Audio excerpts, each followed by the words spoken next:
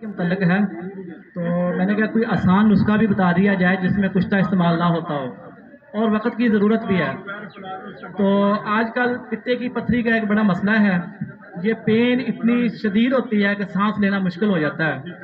उसके लिए मैं इंतहाई आसान और मुजरब नुस्खा पेश करने जा रहा हूँ, जो हर तबीब 5 रुपए के खर्चे से बना सकता है।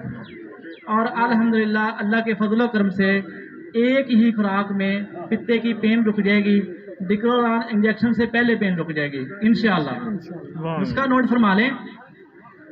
मीठा सोडा, सोडा बाइकारब 50 ग्राम और अजवाइन देसी 50 ग्राम, इन दोनों को पीस के मिला लें। और आपके पास पित्ते की पेन का कोई मरीज आ जाए तो आपने चाय वाला हाफ चम्मच उसको नीम गर्म पानी के साथ खिला देना है और इंशाअल्लाह बफज़्ल ताला 15 मिनट के अंदर अंदर पेन उसकी रुक जाएगी। और उसके बाद अगर आप उसको देते रहेंगे तो इंशाल्लाह आस्ता आस्ता ये पथरी भी निकल जाएगी।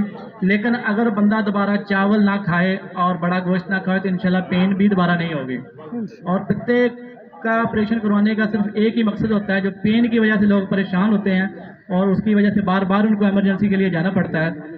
तो ये अगर आप उसको एक दफ़ा खिला देंगे तो इंशाल्लाह पित्ते की पेन रुक जाएगी। ये हमारा बारहाल का तजर्बा शुदा नुस्खा है। अस्सलाम वालेकुम।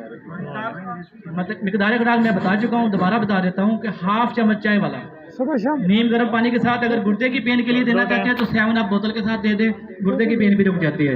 अस्सलाम शाह साहब, एक मिनट, आपसे एक सवाल आया है ऑडियंस से कि जो आपका जो कुश्ता तैयार हुआ है उसके तैयार होने या न होने